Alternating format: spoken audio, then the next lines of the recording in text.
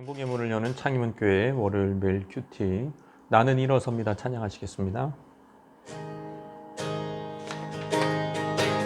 어둠 속에 아무것도 보이지 않아도 주님의 약속을 잊을 때에도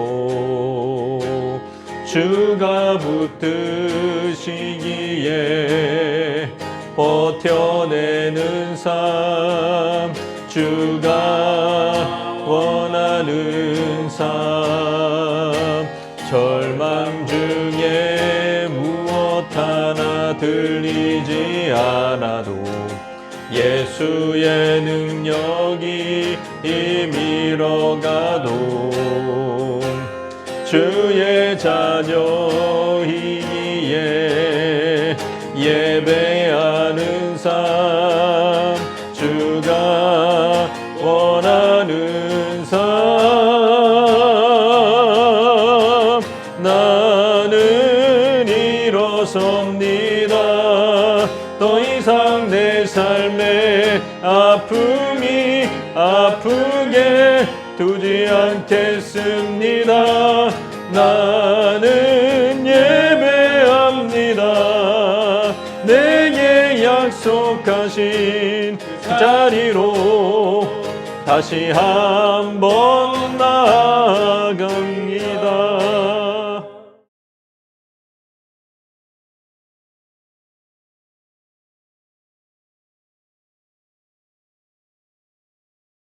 이날 곧 안식 후 첫날 저녁 때에 제자들이 유대인들을 두려워하여 모인 곳의 문들을 닫았더니 예수께서 오사 가운데 서서 이르시되 너희에게 평강이 있을지어다. 이 말씀을 하시고 손과 옆구리를 보이시니 제자들이 주를 보고 기뻐하더라. 너희에게 평강이 있을지어다. 아버지께서 나를 보내신 것 같이 나도 너희를 보내노라. 이 말씀을 하시고 그들을 향하사 숨을 내쉬며 이르시되 성령을 받으라. 너희가 누구의 죄든지 사하면 사하여 질 것이요 누구의 죄든지 그대로 두면 그대로 있으리라. 12 제자 중에 하나로서 디드모라 불리는 도마는 예수께서 오셨을 때에 함께 있지 아니한지라. 다른 제자들이 그에게 이르되 우리가 주를 보았노라. 도마가 이르되 내가 그의 손에 못자국을 보며 내 손가락을 그 못자국에 넣으며 내 손을 그 옆구리에 넣어보지 않고는 믿지 아니하겠노라. 여드레를 지나서 제자들이 다시 집 안에 있을 때에 도마도 함께 있고 문들이 닫혔는데 예수께서 오사 가운데 서서 이르시되 너희에게 평강이 있을지어다. 도마에게 이르시되 네 손가락을 이리 내밀어 내 손을 보고 네 손을 내밀어 내 옆구리에 넣어보라. 그리하여 믿음 없는 자가 되지 말고 믿는 자가 되라. 나의 주님이시여, 나의 하나님이시니이다. 너는 나를 본고로 믿느냐? 보지 못하고 믿는 자들은 복되도다. 예수께서 제자들 앞에서 이 책에 기록되지 아니한 다른 표적도 많이 행하셨으나 오직 이것을 기록함은 너희로 예수께서 하나님의 아들 그리스도이심을 믿게 하려 함이요 또 너희로 믿고 그 이름을 힘입어 생명을 얻게 하려 함이니라. 주님은 부활하셨습니다. 사망 권세 깨시고 죽으신 지 3일 만에 다시 살아나셨습니다. 부활 이후에 목격자들을 조명합니다. 빈 무덤을 목격한 제자들 막달라 마리아, 베드로, 요한이 있습니다. 막달라 마리아는 특별히 자세히 아주 친밀하게 예수님을 만납니다. 너무 기쁨 나머지 예수님을 붙들고 놓지도 않았습니다. 그때 예수님은 마리아에게 자신의 부활과 승천을 증거할 메신저로 지명하시고 명을 받은 마리아는 부지런히 가서 제자들에게 내가 주를 보았다 외쳤습니다. 그 소식을 듣는 제자들은 믿기는커녕 허탄한 듯 들렸다고 성경에 기록되어 있습니다. 누가복음에 제자들은 여전히 유대인을 두려워했고 한 집에 모여서 문을 걸어 잠궜습니다. 명절인데도 말이죠. 무교절 19절에 보시면 이날 곧 안식 후 첫날 저녁 때에 제자들이 유대인들을 두려워하여 모인 곳에 문들을 닫았다. 왜 문을 닫았냐? 두려웠던 것이죠. 고발당할까 봐. 스승을 못 박은 그런 시퍼렇게 살아있는 권력이 살아있는 그때 제자들이 너무나 두려웠던 거죠. 유대인들의 이목에 걸리기만 하면은 자기들도 죽을까 봐. 그래서 조용히 있었던 거죠. 말소리 새나가지 않게 조용히 문 닫고 있었을 때에, 그때 19절 하반절에 보시면 예수께서 오사 가운데 서서 이르시되 너에게 평강이 있을지어다. 너에게 평강이 있을지어다. 21절에도 두 번 이런 인사를 합니다. 흔한 인사법입니다. 이것은 실제로 두 번 말씀하셨다라는 것은 제자들에게 평안이 없었던 것이죠. 샬롬이 없었던 거예요. 예수님은 이 샬롬을 위해서, 평화를 위해서 이 땅에 오시고 스스로 죄짐을 지신 분이십니다.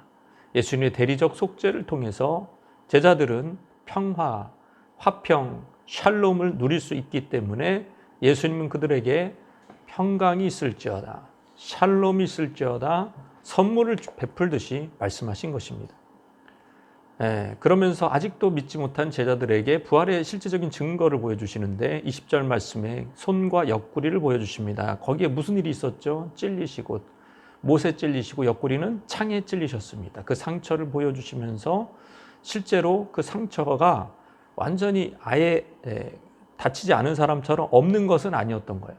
예수님 부활하셨지만 여전히 구멍난, 그러한 찔려서 상한, 상처난 그런 몸을 보여주신 거예요. 부활의 몸이고 지금 이제 완벽하게 부활하셨음에도 불구하고 이 상처는 그대로 가지고 있었다라는 부분이 굉장히 의아하죠.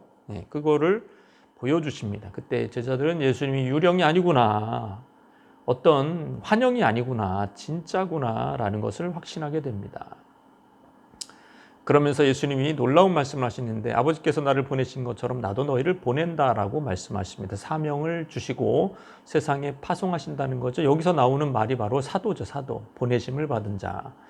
사도의 목적은 뭐냐? 사도로 부르신 목적은 뭐냐? 예수님의 사역을 계승하는 것입니다. 예수님의 3대 사역, 가르치고 전파하시고 치유하시는 일을 계속하라는 거예요. 이 사도들, 바로 이 교회의 기초를 통해서 훗날은 교회를 통해서 예수님이 하신 그 위대하신 사역, 가르치고 전파하시고 치유하시는 일, 앞으로 니들이 해라. 그 예수님이 하신 사역을 통째로 넘기신 것입니다. 왜 넘기셨을까요? 아직도 저렇게 부족하고 두려워하는데도 불구하고 부족해도 감당할 수 있으니까 주신 것입니다. 예수님이 저런 부족한 제자들에게 사명을 주신 또 다른 이유가 있어요. 말씀을 하시고 그들을 향하여 숨을 내쉬며 이르시되 성령을 받으라. 그러니까 부족한 제자들이 부족한 채로 사명을 감당하라, 그거는 아니고 거기다가 성령이라는 선물을 주신 거죠. 숨을 내쉬면서. 이것은 70인역에서는 창세기 2장 7절에 나오는 실제로 그 코에 하나님이 생기를 불어넣어서 사람이 생명이 되었다, 그때 쓰인 말입니다. 지금 제자들도 성령을 받아 성령의 사람이 되는 순간입니다. 그러면 충분하다. 너희들이 성령의 사람 되면 충분히 내 사명을 감당할 수 있다, 그렇게 말씀하신 것이죠. 그리고 23절에 그 사명의 구체적인 내용을 얘기하고 있습니다. 너희가 누구의 죄든지 사하면 사해질 것이요, 누구의 죄든지 그대로 두면 그대로 있으리라. 사명의 구체적인 이제 방법은 바로 사하든지 그대로 두든지, 사하든지 그대로 두든지, 이겁니다. 이 교회의 사역에 이것은 사도들만의 사역이 아니라 사도들의 사역을 개성한 교회의 사역이 돼버립니다. 그래서 교회는 복음을 전파하고 그 복음에 대해서 그냥 받아들인 자는 용서를 받고 받아들이지 못한 자는 그대로 죄가 있게 됩니다. 죄가 떠나가지 않는 거죠. 제자들이 복음 전하고 신발을 띠끌을 털어버렸어요. 안 믿는 사람 도시한테는. 거기는 소돔과 고모라보다 더 큰 심판이 찾아올 거라고 예언이 되어 있습니다. 그거랑 비슷한 거죠. 그대로 있다. 근데 이제 한 가지 아쉬운 점은 모든 제자가 다 있었던 것이 아닙니다. 의심 많은 도마, 실증적인 도마가 없었습니다. 여기 디두모라 하는 도마는 쌍둥이 도마라는 뜻입니다. 그가 없었어요. 그는 의심 많은 제자였지만 주님이 잡히시기 전에 우리도 주와 함께 죽으러 가자 말할 정도로 아주 용감한 제자였습니다. 그런데 정말 이 대세가 예수님이 잡히시고 이런 대세 속에서 자기 도망갔고, 그게 좀 자괴감이 들어서 그런지 제자들과도 함께하지 않아요. 친구들과도 함께하지 않고 홀로 궁상을 떨고 있었을 것입니다. 그때 제자들이 그를 찾아서 우리가 주를 보았다 이렇게 얘기합니다. 저것들이 정신적으로 지금 집단적으로 돌았나? 이러면서 도마가 믿을 수 없다고 또 잘라 얘기하죠. 그리고 이제 8일이 지납니다. 8일이. 그게 이제 26절 이하의 말씀이에요. 여드레를 지나 제자들이 다시 집 안에 있을 때 도마와 함께 있고 문들이 닫혔는데 예수께서 오사 가운데 서서 이르시되 너에게 평강이 있을지어다.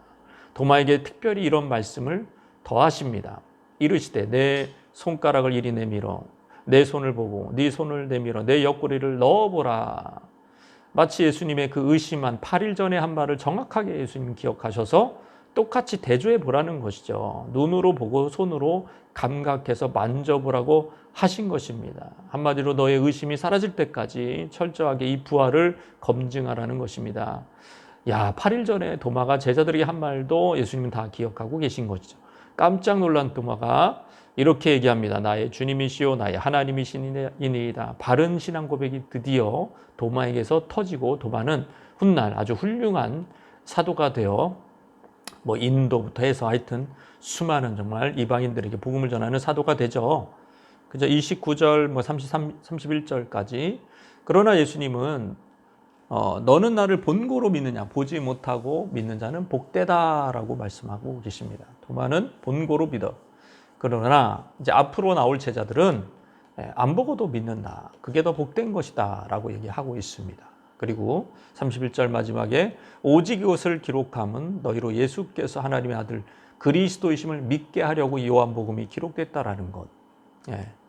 그래서 이 말씀과 연결하면 도마는 그렇게 오랫동안 예수님을 쫓아다녔는데 시각에 의지해서 믿었지만 앞으로 이제 성경의 독자는 말씀의 계시, 말씀을 읽고 믿을 것이다. 그것이 축복일 것이다 라고 말하고 있는 것입니다. 이 말씀 생각하면서 주님 앞에 나아가시겠습니다.